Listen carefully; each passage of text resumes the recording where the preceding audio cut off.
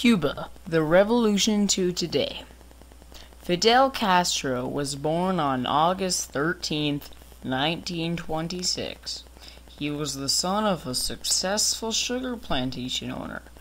A defiant lad he was.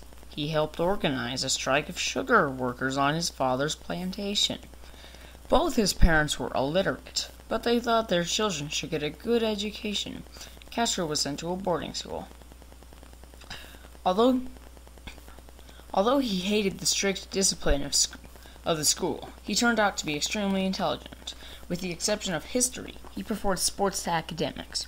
He graduated from the University of Havana with a degree in law. Castro was a member of the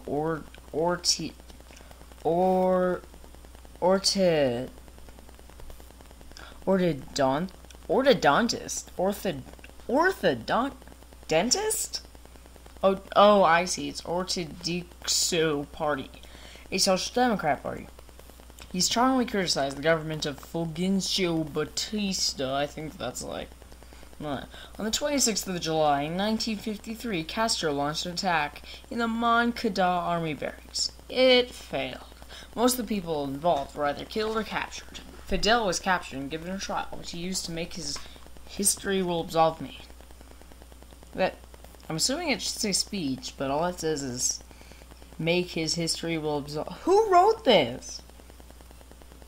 He got a 15-year sentence, but he was pardoned after 2. He then went into exile in Mexico, where he trained and put together the 26th of July. He gained support from Che Guevara and others before leaving aboard the ship Grandma to invade Cuba in 1956. Returning to Cuba, the revolutionaries hid in the Sierra Maestra Mountains, gaining support among the peasants. Eventually, Batista was forced to flee in 1959, and Castro took over. Many Cubans left when they saw the revolution was a Marxist one.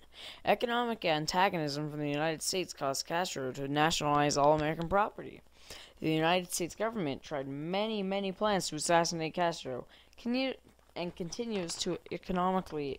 The CIA even tried to invade Cuba at the Bay of Pigs to remove Fidel Castro from power, but Cubans successfully fought it off. As a result, Castro became closely aligned with the Soviet Union. The Soviets brought huge amounts of sugar and supplied Cuba with economic programs like his war on illiteracy. A war over not being able to read? What? And free universal health care. Unfortunately, aligning Cuba with the U.S.S.R. only made more friction between Cuba and the U.S. Castro has also successfully helped foreign revolutions in Angola, Ethiopia. He was elected head of non-aligned nations movements, has been a strong critic of U.S. imperialism.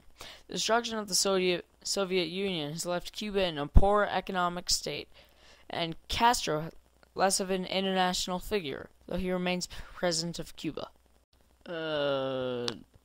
Don't try and edit long school projecty videos at 1 o'clock in the morning when you look like that.